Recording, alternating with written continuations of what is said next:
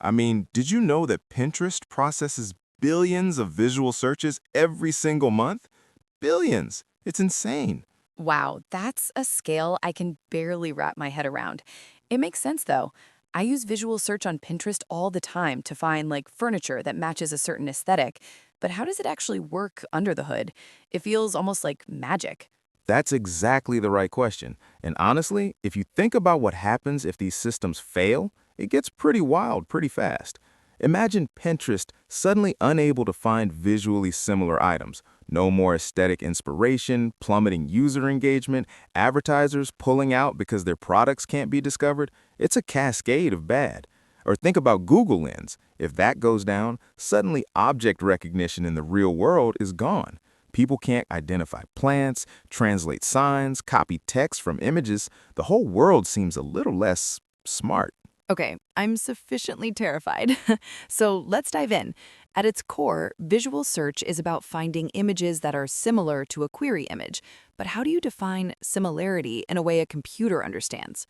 Exactly. That's the million-dollar question, or in Pinterest's case, the billion-dollar question. It all starts with feature extraction. Think of it like this. You look at a picture of a cat and you instantly recognize its pointy ears, whiskers, and furry texture. Feature extraction is about teaching a computer to do the same thing, but with numbers. So, what kind of features are we talking about? Is it literally identifying ears and whiskers? Not exactly. Early systems might have tried that, but it's way too brittle. What if the cat's ears are folded down? What if the whiskers are blurry? Modern systems use convolutional neural networks, CNNs, to learn abstract features. These networks are trained on massive data sets of images to identify patterns and textures that humans might not even consciously perceive. It's like the network learns its own secret language for describing images. Okay, so the CNN outputs a vector of numbers that represents the essence of the image.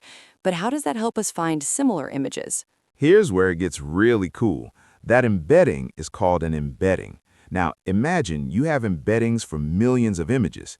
To find similar images, you need to find embeddings that are close to the query image's embedding in high-dimensional space. This is similarity matching. There are different ways to measure distance between embeddings, like cosine similarity or Euclidean distance. The smaller the distance, the more similar the images are considered to be. But wait, doesn't calculating the distance between a query embedding and millions of other embeddings take a really long time? I mean, Pinterest has billions of images. How do they do that in real time? That's where indexing comes in. You can't just linearly search through billions of embeddings every time someone uploads an image. That would be slower than dial-up internet.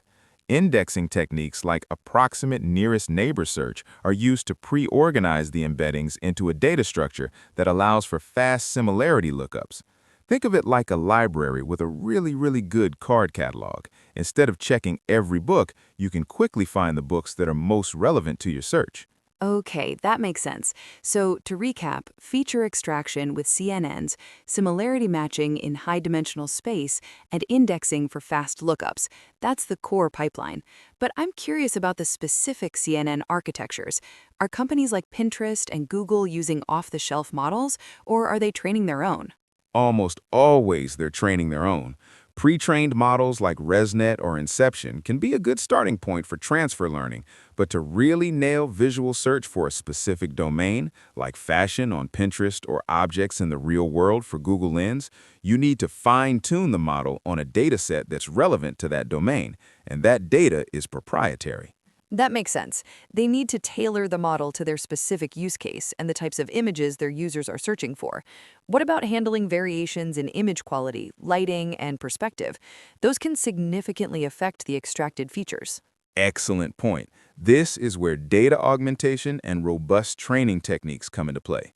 Data augmentation involves artificially creating variations of existing images by rotating, cropping, changing the brightness, and adding noise.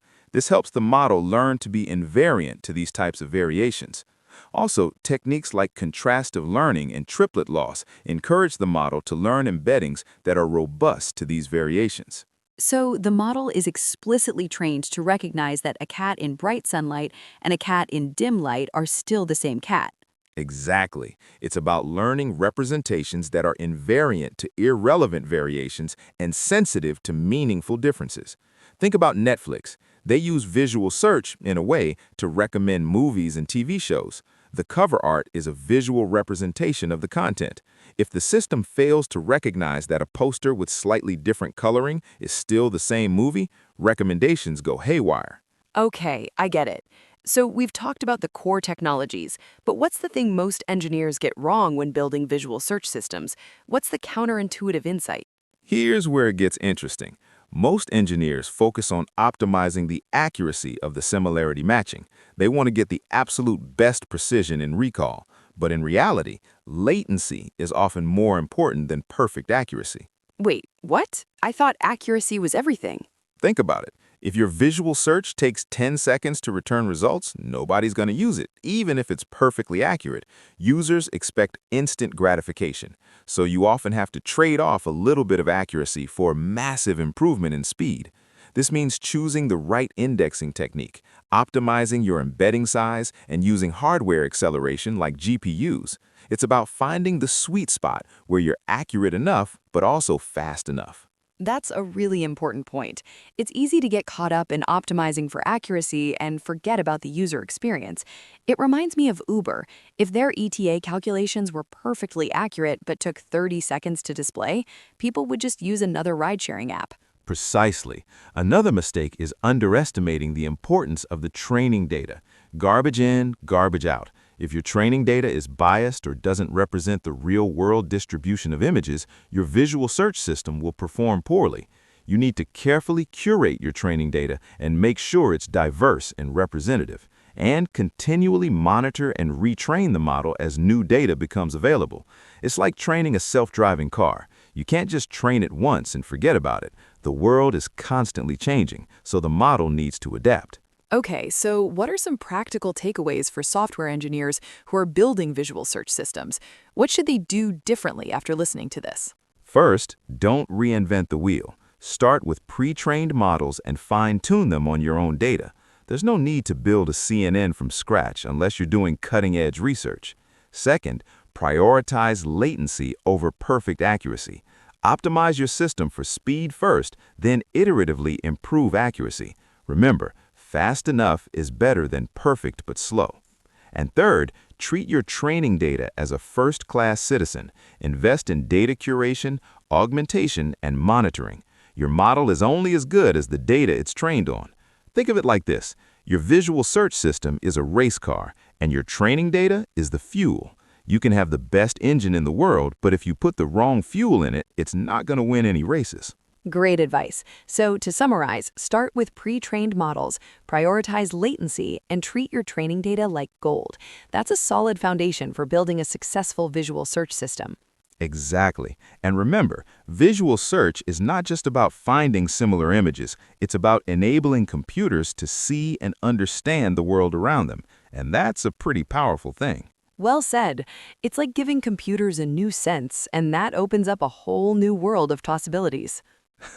So next time you use Pinterest or Google Lens, remember all the magic and the engineering that's happening behind the scenes. It's a beautiful blend of art and science. Absolutely. And hopefully this episode has demystified some of that magic for our listeners. That's the goal. After all, a well-designed system is indistinguishable from magic.